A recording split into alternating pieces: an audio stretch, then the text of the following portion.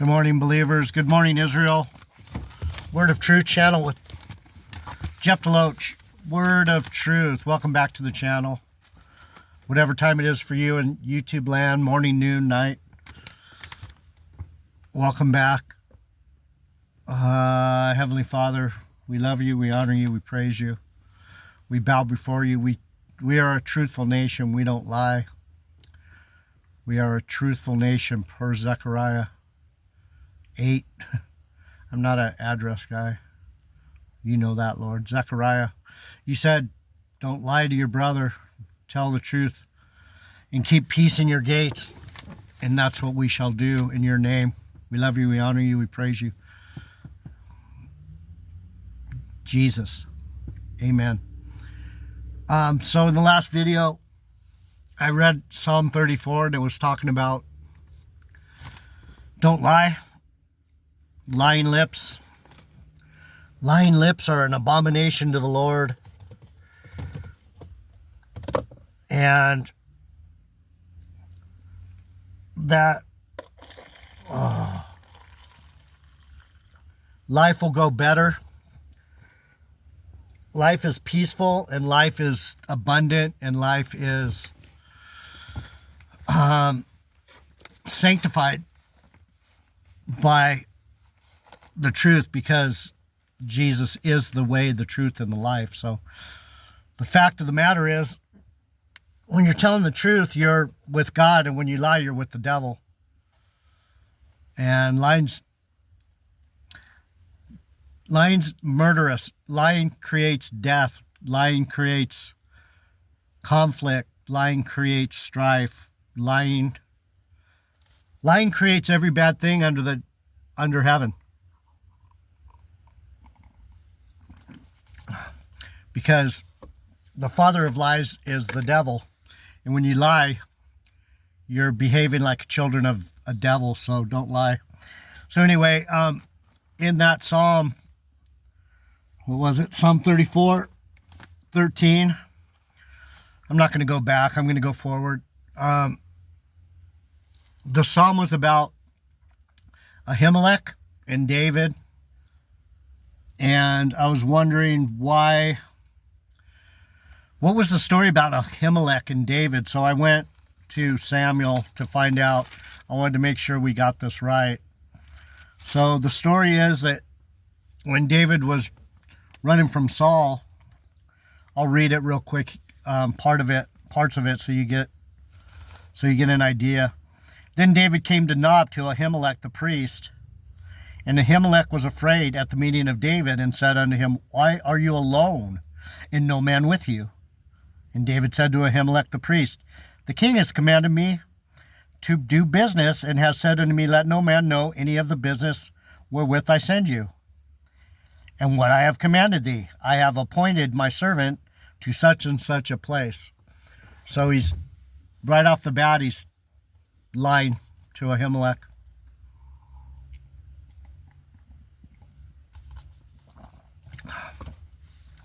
He says, Now therefore, what is under your hand? Give me 5 loaves of bread in my hand, and what there is present. So he's asking him for food. And the priest answered David and said, I have no common bread, but there is hallowed bread, if the young men have kept themselves from women. And David answered, and he goes into this big thing about, I haven't been messing with women for 3 days. Give me the showbread. Give me this. He wanted the sanctified bread. He actually lied to the priest. David lied to the priest to get the bread. And then he asked for a sword. He said, so the priest gave him hallowed bread, for there was no bread but the showbread that was taken before the Lord to put hot bread in the day when it was taken away.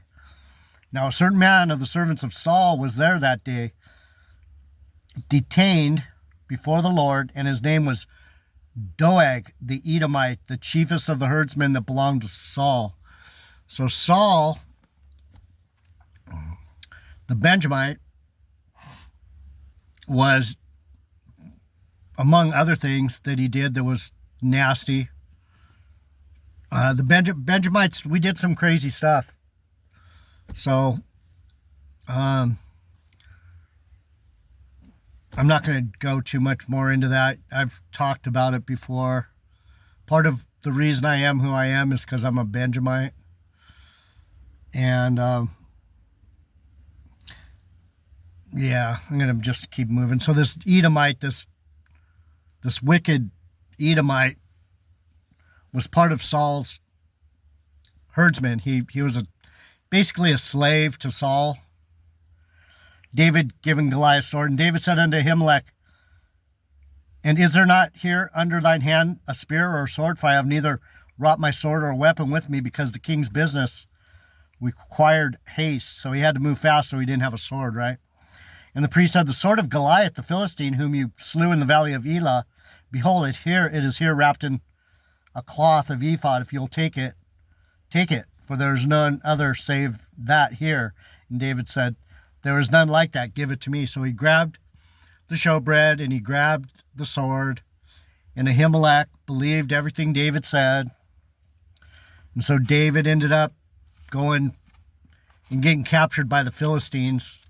He kind of like, he turned coat. He actually got into the camp of the Philistines by playing mad. I'm not going to go into that part.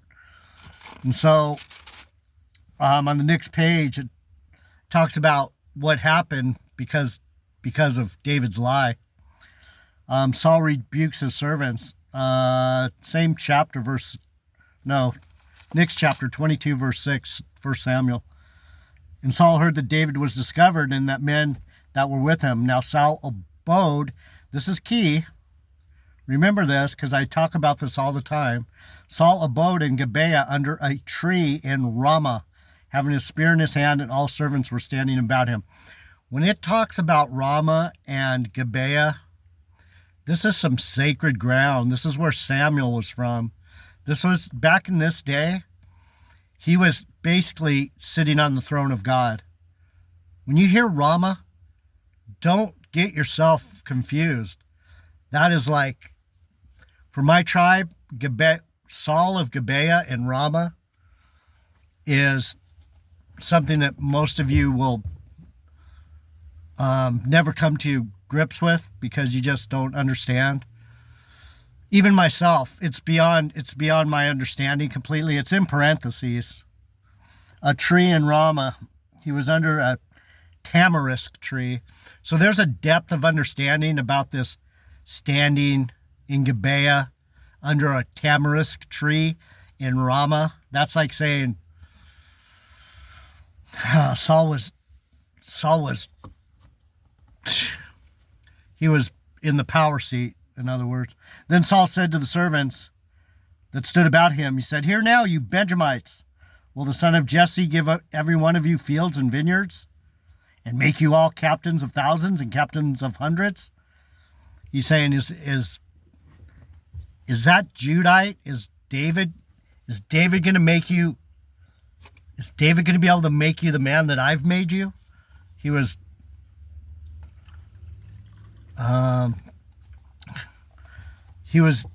playing on their desire for power, right? He's like, okay, I'm in the power seat. You guys want power, then you really want to go with that Judite, that son of Jesse, David? You want to go with him? Or are you going to stay in the power seat with me? Kind of like what Trump's doing, right? Being a dick. That all of you have conspired against me, and there is none that showed me that my son has made a league with the son of Jesse. That was Jonathan, Saul's son, loved David.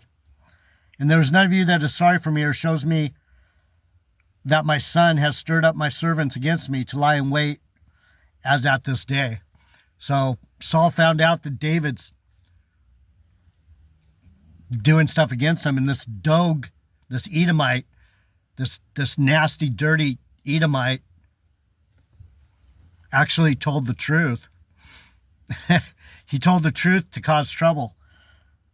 He said, and Dog the Edomite answered, which was set over the servants of Saul, and said, I saw the son of Jesse come into Nob to Alimelech, the son of Ahitub, and he inquired of the Lord of him, and gave him bread and victuals, and gave him the sword of Goliath. Then the king sent to call Alimelech, the priest, and the sons of Ahitub, and all the father's house, the priests that were in Nob, and they came, all of them, to the king. So he's like, okay, I'm gonna fuck this nigga up now, man. I'm gonna find out what this guy said. So it started with the lie of David. Then it went to the Edomite, Dog. He's a dog, D-O-E-G, dog. He's an Edomite. He's an Edomite dog. So he was in charge of the other dogs that were under Saul, the other Edomites. And so Saul sent for Alimelech, right? And Saul said unto him, why have you conspired against me, thou and the son of Jesse, in that you have given him bread and a sword, and inquired of God for him, that he should rise against me to lie in wait on this day? And then Alimelech answered the king and said, and who so faithful among all your servants as David, which is the king's son-in-law, and goes at the bidding, and is honorable in thy house? He's saying, how did I know that? I thought David was your boy. David lied. David lied to Alimelech, the priest. He lied to the priest. So what happened? Let me read it. He said, how do I know? I thought David was your boy. Did I then begin to inquire of God for him? Be it far from me. Let not the king impute anything unto his servant, nor to all the house of my father. For thy servant knew nothing of all this, less or more.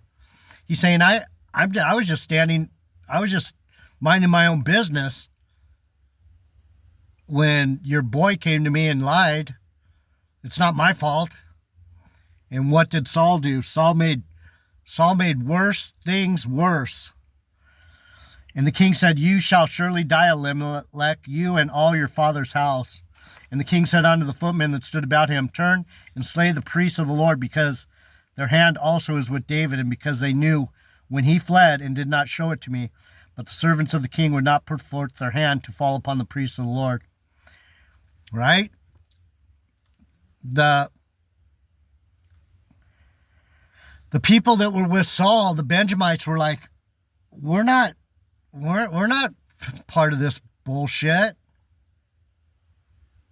And that's one thing about my tribe. When the going gets tough, we usually do the right thing. That's the point I try to make to you, is that never been known to fail. The Lord will always leave me on top. So you can either believe that or laugh at me or call me a fucking arrogant prick or whatever you want to call me. It's to your own advantage to believe what I'm saying. Okay, so let me finish this and then we'll get back to Isaiah. And the king said unto the footmen that stood about him, turn and slay the priests of the Lord, because their hand is also with David, and because they knew when he fled and did not show it to me. But the servants of the king would not put forth their hand to fall upon the priests of the Lord. And the king said to Dog, turn thou and fall upon the priests. And Dog the Edomite turned, and he fell upon the priests, and slew on that day 75 persons that did wear a linen ephod. So how did this all end up? Dog, the Edomite, the loser, punk, bitch-ass Edomite,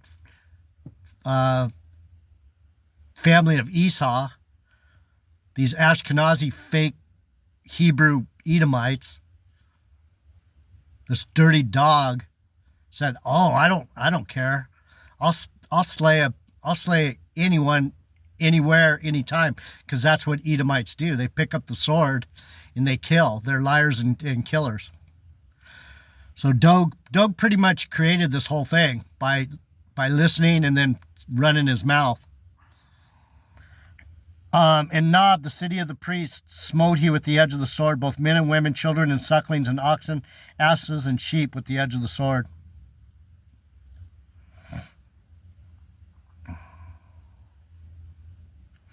So he went hog wild. Saul said, kill him. And this fucking dirty Edomite killed them all. So anyway, that's why we don't lie. Because you're handing power over to demons. Yeah, I'm not going to go too much into that because I know you people don't understand a lot of what I'm trying to teach. So I'm not going to go into personal stories about how I know these things and what I'm going through right now. It's not that important. The important thing is to know that when you lie, you're giving the devil power. So don't lie. Don't lie. Psalm 32. So back to Isaiah 32. Back to Isaiah, sorry.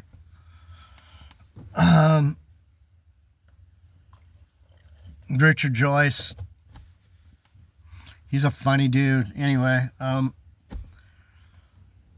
warning to careless women.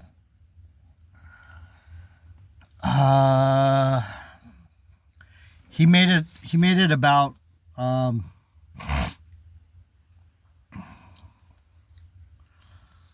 he made it about actual women. A warning to careless women.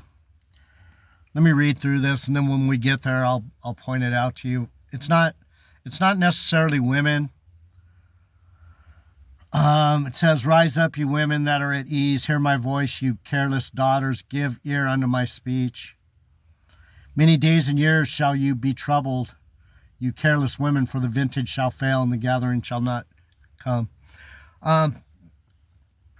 It's talking about all the people that didn't seek after the truth, didn't seek after a prophet.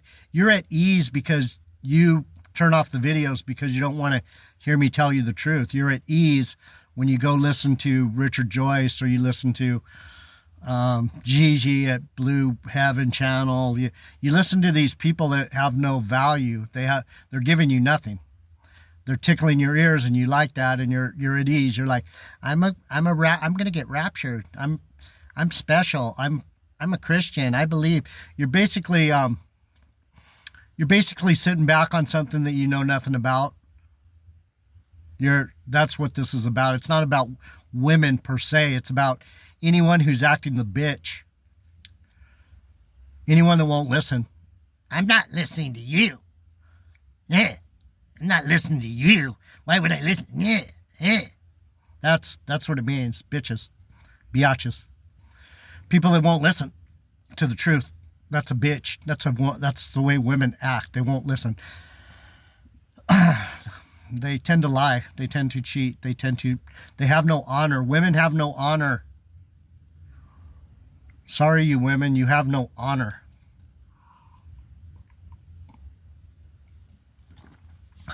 That's why you have to be careful with women. Because women don't even like women because women know women have no honor. Women don't like women because women know that women have no honor. So when it's talking about these careless women, you think you have it all dicked. You think you're up on top. You think that you can lie. You just think you got it made. You think nothing could stop you. I'm a woman. You can't touch me. You can't tell me I'm a woman. That's part of it too. People in power, police that think they can get away with things that they do because they're a police officer, and they often do because they're entitled little bitches. They don't want to tell the truth and say, yeah, I'm a wicked fucking gun-toting murderous motherfucker. No, they're a public servant. They're here to help. A lot of them are, but a lot of them are just demons with guns. Entitled little bitches that want to push people around. So anyway, that being said, 32 is about a righteous king. What's righteousness? We went into this in the last 2 videos. Lies. Righteousness is being right. Telling the truth, being true to reality. Righteousness means you're on point. You know what time it is. Anyway, behold, the king shall reign in the righteousness, and princes shall rule in judgment. What am I? I'm a prince of the power. I'm Israel. I'm judging you in righteousness. I'm not afraid to judge, because I judge in righteousness. I'm not a liar. I'm telling you the truth. So that's what that means. A king shall reign in righteousness, and princes shall rule in judgment. 32:1, judgment with justice. Justice means you're true, you're honest, you're fair. Justice, the scales of justice, the balances of justice, right? Justice means everything's weighed out fairly. 2, and a man shall be as a hiding place from the wind, and a covert from the tempest, as rivers of water in a dry place, as the shadow of a great rock in a weary land. That's what I'm trying to point out to you. It's what I am. I should be a hiding place for you. I should be something that's buffering the wind of bullshit that's flying through the internet and flying through the airwaves and flying every which way in these church houses. I'm supposed to be a covert in a fortress onto you as a man. Let me read it again. And a man shall be as a hiding place from the wind, and a covert from the tempest, covering a, let's get it, 2 is a shelter. I'm sheltering you from the bullshit. But you won't gather under my wings, and there's nothing I can do. I would gather you under my wings and give you rest and give you comfort and give you protection, but most of you are running the other way. So I'm tired of herding cats. So anyway, continuing. As the shadow of a great rock in a weary land. That great rock is the rock of Rimmon, is one of the allusions to the great rock. The rock of Rimmon was where my tribe ran after the Civil War in Judges 20. They ran to the rock of Rimmon, and they were protected by the Lord. The rock being the Lord himself, but the rock of Rimmon was designated as a example of who the rock Jesus is to my tribe in particular. The great rock is Jesus, but it's also the rock of Rimmon, where my tribe ran for protection when all else failed. They ran to the rock of Rimmon, Judges 21, I think. And the eyes of them that see shall not be dim, and the ears of them that hear shall hearken. So you people that are actually listening, you 4 or 5 or 6 that are actually trust me, you're going to, as long as you trust me and you stay with me, you're going to see more and more. I'm showing you more and more each day, but if you're not here every day and you're not listening, you can't put together, you can't make a quilt in one day. You can't make a mosaic in one day. It takes time to get the stitching right, get the colors right, get the border right. You people think you can just go to church once a week and eat your donuts and sing a song and forget what you were taught before the day's out and think that that's going to get you somewhere. You gotta know the Bible. You gotta know it for real, not just like Richard Joyce does, come up with some add-ons and carnal bullshit that fits your own idea of who God is. You gotta follow him, not your idea of who he is. You'll see more and you'll hear more. The heart also of the rash shall understand knowledge, and the tongue of the stammerer shall be ready to speak plainly. The vile person shall be no more called liberal, nor the churl said to be bountiful. The vile person shall no more be called liberal. They try and call us liberal, and they say we're vile because we love people and we care about people and we understand everyone has different types. You know, some people have weird thoughts in their head. And we're not liberal because we think it's okay for people to do crazy things. We're liberal because we know that God has his way, and we let God's will be done, not our will. So we don't judge people on how they want to be. You got to be what you got to be. And so Isaiah's trying to make a point between the difference between the way they call us liberal, but what liberal actually is means that we trust in the Lord. That's why he says a liberal person will no longer be what most people call vile. I'm not vile because I'm a liberal. And the churl, nor the churl said to be bountiful. The churl is the miser, the greedy people, the ones that store up riches for themselves. I'll be back. We'll go into Isaiah 32. Subscribe if you want to learn some things about the Bible. I'm here every day. JD Niger, Word of Truth. I'm out.